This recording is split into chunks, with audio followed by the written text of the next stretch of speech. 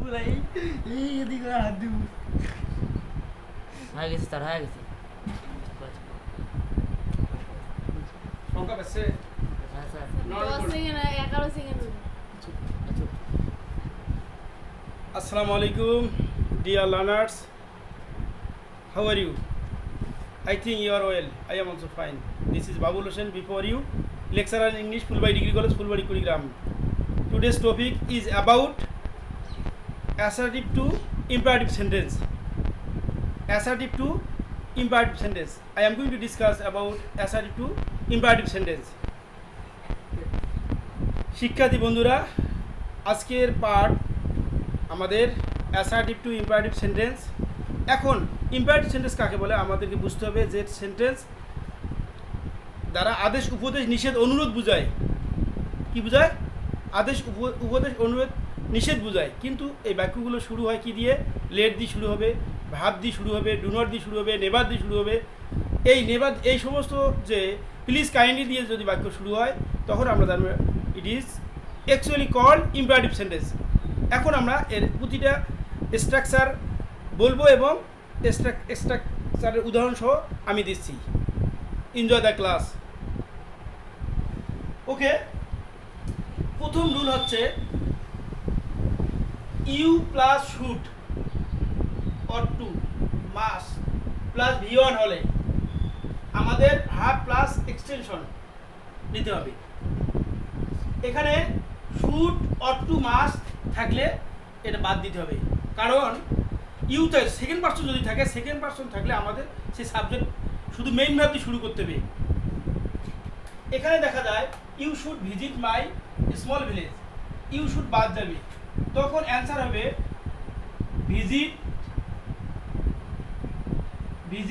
মাই small village. এখন I can express another example. You read English. এখানে you বাদ যাবে, read English. ওকে, you go to school or college, market, তখন you বাদ দিয়ে go to school. ক্লিয়ার? এখন সেকেন্ড রুল হচ্ছে যদি ইউ এর পরে যদি আমাদের এই অক্সিলারি ভার্ব এর পরে নট থাকে, যদি কি থাকে? নট থাকে, তখন আমরা ডু নট দিয়ে শুরু করব। তখন আমরা কি দিয়ে শুরু করব? ডু নট দিয়ে শুরু করব। You should not kill the bird, এখানে ইউ শুড বাদ যাবে, তখন আমাদের অ্যান্সার হবে do not kill the bird. অন্য উদাহরণ আমি বলতেছি, you must not quarrel with your friends, এখানে মাস্ট নটটা হবে এখানে do not quarrel with your friends. Okay, another rule সেটা হচ্ছে যদি নেভার থাকে, কি থাকে?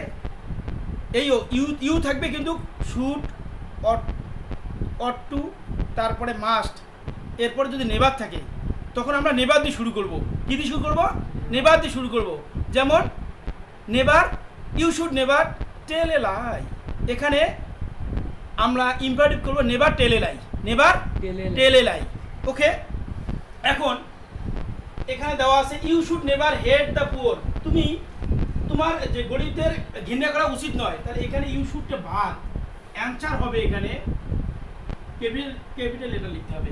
বলতে এখানে স্মল ছিল, এখানে capital. Never hate the, clear?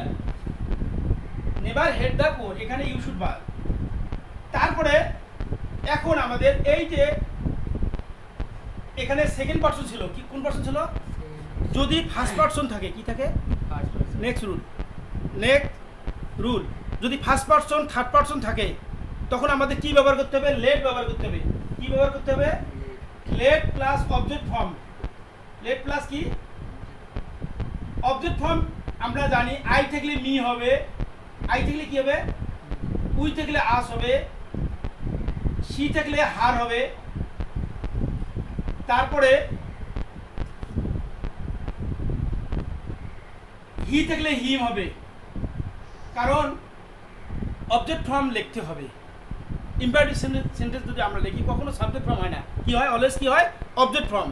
I থাকলে মি, উই থাকলে আস, হি থাকলে হিম, শি থাকলে হার। ক্লিয়ার? ক্লিয়ার? এখন আমাদের যদি অক্সিলারি ভাব থাকে, কি থাকে শুড, মাস্ট, অট টু থাকে, ওগুলো বাদ যাবে, ওগুলো বাদ যাবে। তাহলে এক্সাম্পল দেখো, we should buy A phone, এখানে এই যে শুডটা বাদ যাবে। তো আমরা এখানে কি লিখবো, যেহেতু ইম্পারেটিভ করতেছি প্রথমে আমাদের লেট লাগাইতে হবে। কি লাগাইতে হবে?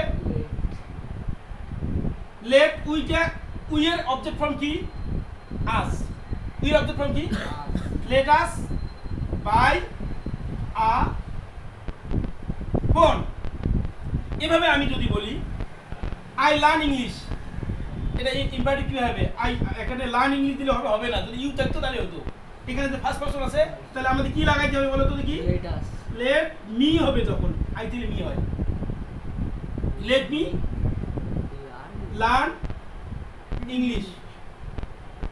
এখানে যদি I should, I must, I ought to learn English, তাও ওগুলো বাদ যাবে, তখন একই লেট মি লার্ন ইংলিশ। এখানে যদি দেওয়া থাকতো শি লার্নস ইংলিশ, তখন লেট হার লার্ন ইংলিশ, এসটা উঠে যাবে, তখন এসটা কি হবে? উঠে যাবে। হাউএভার এখন আমরা শিখলাম, কি শিখলাম? যে ফার্স্ট পারসন থার্ড পারসন থাকলে লেটের পর অবজেক্ট ফর্ম অবশ্যই নিতে হবে। কিন্তু এখানে যদি লেটের আই ফার্স্ট পারসনের পরে যদি নট থাকে, কি থাকে? যদি এখানে আই ডু নট, কি থাকতো? যদি এখানে I do not learn English, যদি ডু নট থাকে, কি থাকে? ডু নট, ডাজ নট, তখন আমাদের কি লিখতে হবে আবার? লেট মি, কি লিখতে হবে আবার? Let me not learn English. তাহলে এভাবে সাজাতে হবে শিক্ষার্থী বন্ধুরা। কিভাবে সাজাতে হবে? নট থাকলে পরে অবজেক্ট ফর্মে নটটা ব্যবহার করব। নটটা কি করব? ব্যবহার করব। আমরা অ্যানাদার রুল যাচ্ছি অফ ইম্পারেটিভ সেন্টেন্সে। সেই রুলটা হলো, যদি কি থাকে? You are requested to plus verb থাকে। কি বললাম? You are requested to plus verb থাকে, অথবা I request you to plus verb থাকে, তখন আমাদের প্লিজ দিয়ে শুরু করতে হবে। কি দিয়ে শুরু করতে হবে? প্লিজ ভাব প্লাস এক্সটেনশন। আবারও বলতেছি, you are requested to plus verb plus extension থাকে, তখন আমাদের কি ইউ আর রিকোয়েস্টেড টু পর্যন্ত বাদ দিতে হবে। তখন আমাদের কি লিখতে হবে? প্লিজ অথবা কাইন্ডলি দিয়ে প্লাস ভাব প্লাস বাকি অংশ দিয়ে শুরু করতে হবে বা ফিনিশ করতে হবে। তার আমি দুইটা এক্সাম্পল দিচ্ছি, এই দুটো এক্সাম্পল দিয়ে আমাদের ক্লাস শেষ হবে আজকে। তাহলে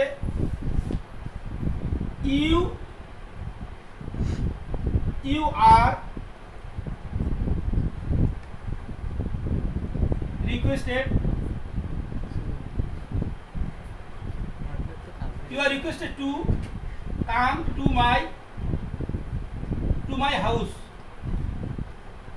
এখানে you are requested to এটা বাদ যাবে। দেখো এরকম সেন্টেন্স থাকে যদি তোমাদের কনভার্ট করতে বলে যে মেক ইম্পারেটিভ সেন্টেন্স, তখন আমাদের you are requested to পর্যন্ত বাদ দেব। তখন আমরা কি লাগাবো এখানে? Please come to my house. এই কাম থেকে প্লিজ দেওয়ার পর কাম টু মাই হাউস। ওকে, এখন যদি আমরা এইভাবে যদি থাকে,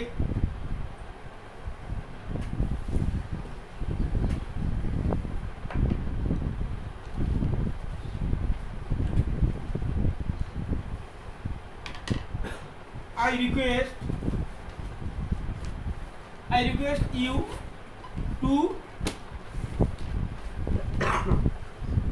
help, I request you to help my teacher। এরকম যদি সেন্টেন্স থাকে তাহলে I request you to পর্যন্ত বাদ যাবে, তখন আমরা কি লিখবো? প্লিজ বা kindly, please help my teacher। This is our class. I have already finished how to alter or change or convert assertive to imperative sentence. It's very easy to learn. Thank you. Bye bye.